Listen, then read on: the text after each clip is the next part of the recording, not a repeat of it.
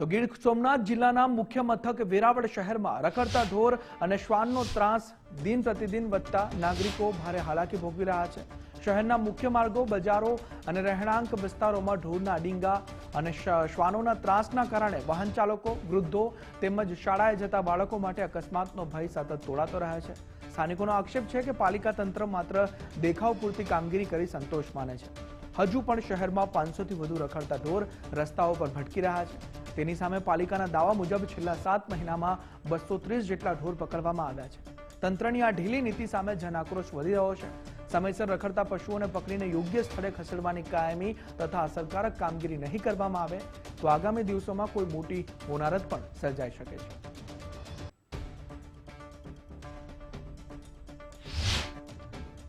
મારા દ્વારા પર્સનલી ઘણા સમયથી અમે વેરાવળ નગરપાલિકામાં ચીફ ઓફિસર સાહેબને જે અમારે અહીંયા રખડતા ઢોર અને શ્વાનનો ત્રાસ છે એના બાબતે અનેક વખત ફરિયાદ કરી છે, પણ આજ દિન સુધી કોઈ પણ જાતની આના ઉપર કાર્યવાહી થઈ નથી।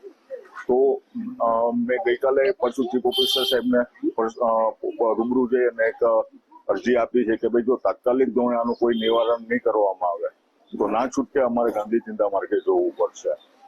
છેલ્લા 3 વર્ષ આસપાસથી વેરાવળ, સોમનાથ, પ્રભાસ પાટણના અનેક મુખ્ય માર્ગો પર આખલાઓનું જાણે યુદ્ધ થતું એવી રીતના દ્રશ્યો સામે આવેલા છે। ખાસ કરીને અત્યારે તમે મારી પાછળ પણ જોઈ શકો છો, આ મુખ્ય રોડ છે રાજમહેલ રોડ કે જે સોમનાથ જવાનો મુખ્ય માર્ગ ઉપર પણ આખો દિવસ જે આખલાઓ, ગાય, ગૌવંશ અને કૂતરાઓના ધામા હોય છે તેના હિસાબે ખાસ કરીને સિનિયર સિટીઝન, મહિલાઓ અને વિદ્યાર્થીઓને પસાર થવામાં મુશ્કેલી થાય છે, એક્સિડન્ટ થવાનો ભય રહ્યો છે। આ અંગે અનેક સામાજિક કાર્યકરો અને એડવોકેટો અને અમારા જેવા વેપારી લોકોએ પણ નગરપાલિકાને ખાસ વિનંતી કરીને કહેલ છે કે આ આખલાઓ જે યુદ્ધ કરતા હોય, જેના હિસાબે એક્સિડન્ટ થવાની ભીતિ હોય, તેઓને તુરંત જ તાબે કરી અને પાંજરે પૂરવા અતિ આવશ્યક છે। છેલ્લા 2 મહિનાની અંદર 48 રખડતા ઢોર પકડવામાં આવેલા છે અને જાન્યુઆરી 26 થી લઈ અત્યાર સુધીમાં 230 રખડતા ઢોર પકડેલા છે।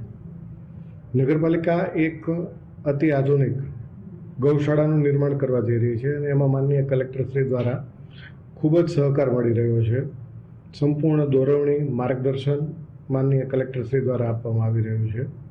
જગ્યાની ફાળવણી પણ ઓલમોસ્ટ થઈ ગઈ છે અને આગામી ટૂંક સમયમાં તે એક ગૌશાળા કાર્યરત થાય એના માટેના પ્રયત્ન કરીશું। હાલમાં જે ઢોર પકડીએ છીએ એમાં નંદી રાખવા માટેની મોટી સમસ્યા છે।